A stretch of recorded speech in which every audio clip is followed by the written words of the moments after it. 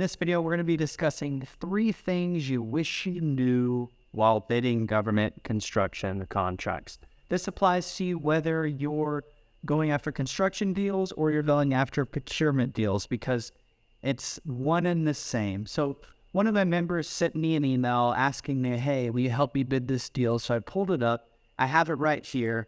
And basically it states that it's a combined synopsis. That just means the government is like, hey, I want to bid for this. Tell me what it's going to cost. It's due on the 20th. And it's here in place of Arizona. This is a very remote place. So that's fantastic. That's tip number 1.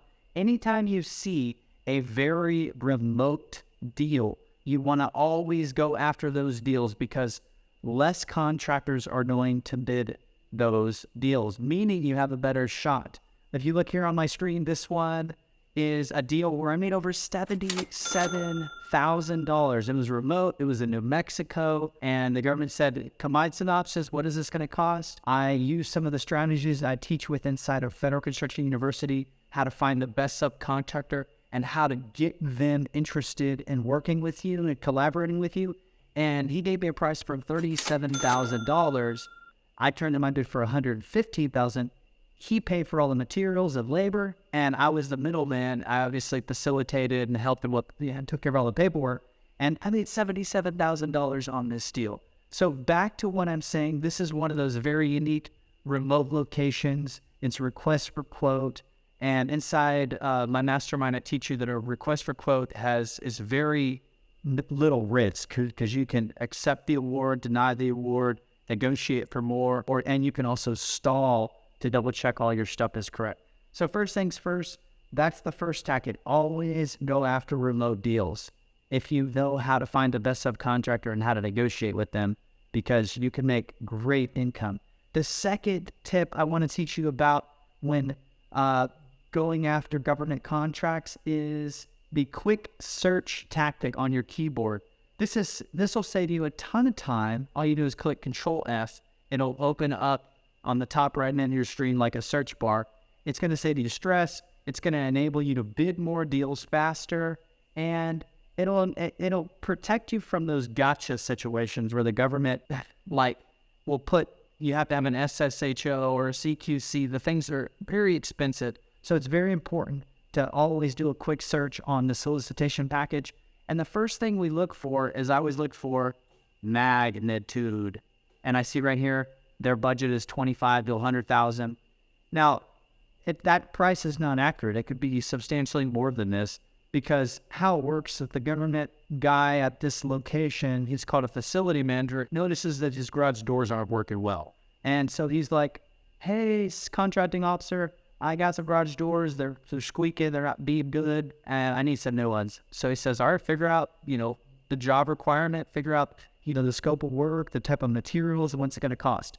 And so he calls a company and they give him a price, and that facility manager and contracting officer are not allowed to just hire that company. They have to put it out on the streets to bid through the bidding process. And that's what I teach contractors how to win, and also entrepreneurs, how to find these deals and how to bid them and how to win them and how to get them done and get paid quickly.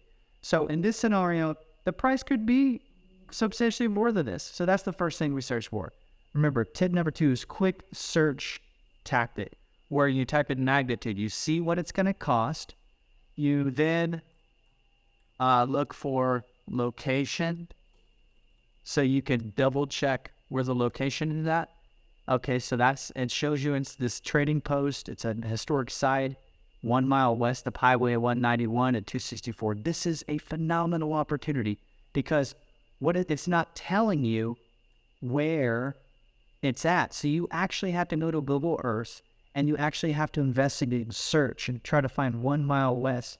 And I have won deals just like this one because I spent that extra little 5 to 10 minutes finding the location and zoomed in on it and screenshotted it, and then used some of the tactics we teach on how to prepare a document to send to a subcontractor. But before we send it, we make sure they're not a competitor. That's another tactic that we teach, because you don't want to send something to a person who didn't even know about the opportunity, and it's not even on their radar. And that's why it's good to have a guide. So if you're interested in having a guide, you can schedule a call with me, milliondollarfederalcontractor.com. We'll talk, and I'm just sharing a couple tips. There's literally hundreds of tips and step A through Z, a blueprint that we give you to start winning these government contracts.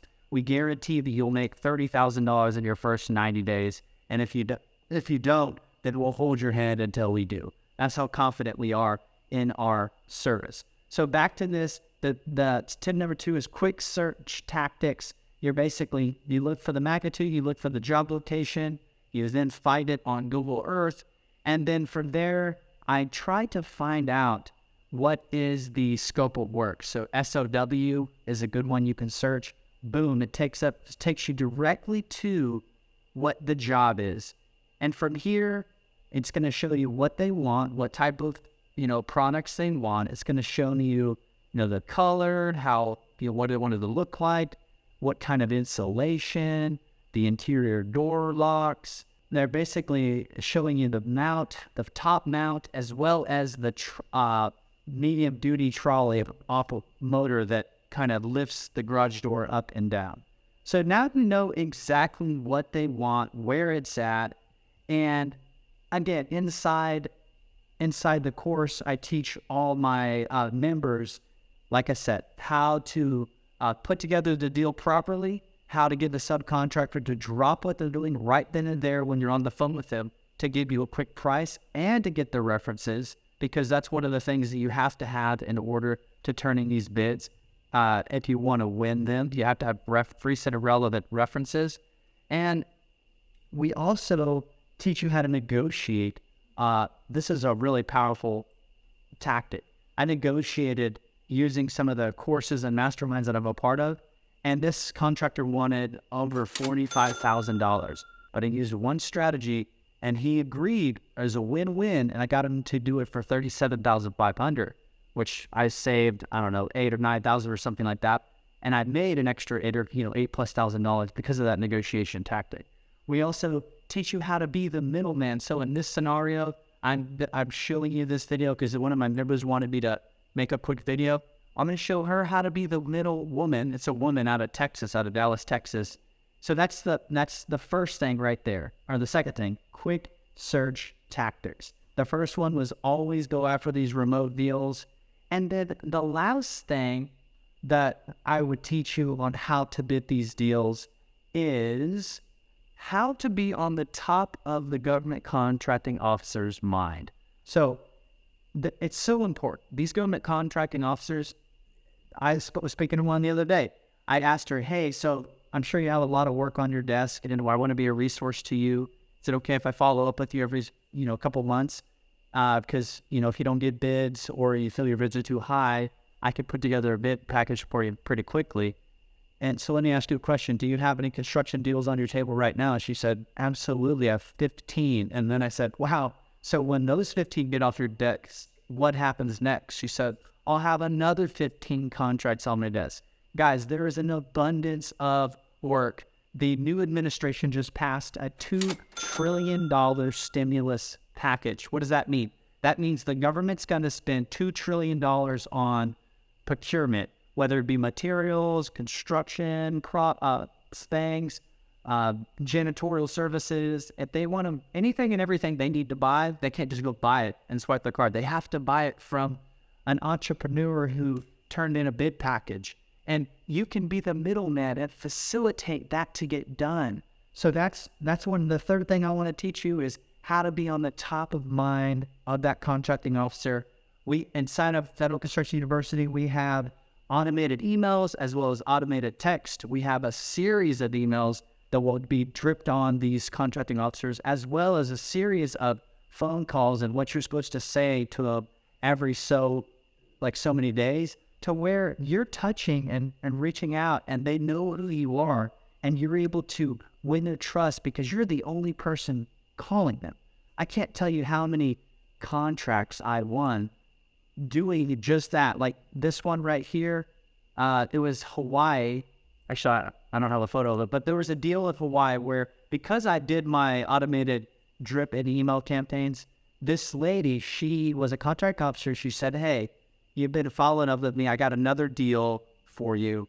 And it was a 2-shutter job in Hawaii. It was awesome. It was right at the beginning of COVID. I got to spend over a month in Hawaii. I've replaced a few shutters. I made like $15,000. It wasn't, a ton of money, but while the world was shut down and everybody was freaking out about the pandemic or the virus or whatever, me and my family were there hanging out, having a good time, and it was awesome. And another story for you is how you want to be at the top of mind of that government contracting officer's mind. I had another one for a procurement contract, not even construction related. Because I do my follow-ups and I have these automated texts and emails going out, and I remember to call them, this one in Alaska said, hey, we have this floor project nobody's turned in a bid for.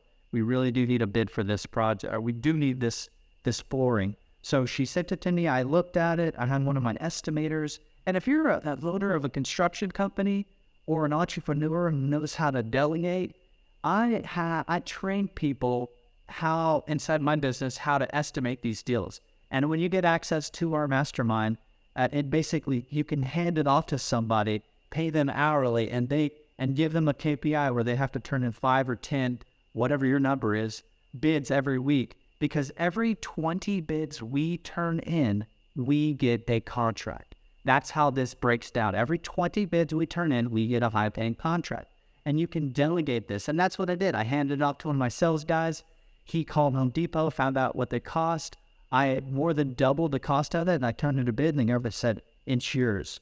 They gave me the award, and all I had to do was swipe my card and put it on a freight and give them the prepaid, the tracking number. And because it was a special type of contract where they didn't even have to have it delivered, they just wanted proof that I purchased it. If they gave them the tracking number, I got paid up front. So guys, in this video, we discussed 3 things you wished you knew when bidding government construction contracts or government procurement contracts. First one is always go after the remote deals in the remote places, because very few people are going to bid them. Second thing is quick search tactics by using Control F. And the things that you can look for, again, are magnitude. Things you can look for are SMW. Things you can look for are instructions. Instructions kind of give you instructions for bidders. Here, I'm going to show you another one. Instruction offerers. They're telling you, hey, this is exactly how they want you to turn in the bid right here. So inside the course, I do give you several templates of jobs that got awarded to us, so you can look at our perfect package and you can model your bids off of our bids. So that way you don't have to make any mistakes and send in something wrong. Because if you send it wrong, they're going to throw it away. So it's very important that you have a guide when doing this, so you don't waste a touch of time and energy and effort like I did. I spent 2 years trying to figure this out before dialing it in and getting it down. So that's another one. That's the first tactic, is go after remote deals. The next one is quick search tactics, what to look for on these firms. You can search magnitude, you can search SOW, instruction for bidders. I also like to do section L and section M. And this is a real simple job, so there is no section L or section M. But section L or section M are the criteria for what they want in the bid and how they're going to, rate you. So let's see. The last thing, as I always like to see, if they want references. And they're going to want references. I know for a fact they're going to want references because I saw it somewhere in here that they want some references. So these are just a couple of quick tips. I hope this helps. My goal is to be a guide to you. I do this full time now, and I've helped multiple people make multiple 6 figures, and I've helped some people actually make millions of dollars winning these government procurement and construction contracts. So if you're interested in having a guide, somebody who is going to pour their heart into you and help you succeed and show up every week on a weekly accountability call to hold your hand, let me be your guide. Click the link down below. You can go to milliondollarfederalcontractor.com, or you can check out my latest book. It's called Federal Construction Contracts Simplified.com. And those are the 2 ways you can reach out to me. I look forward to helping you take care of his family by utilizing high-paying government contracts. Until next time, peace.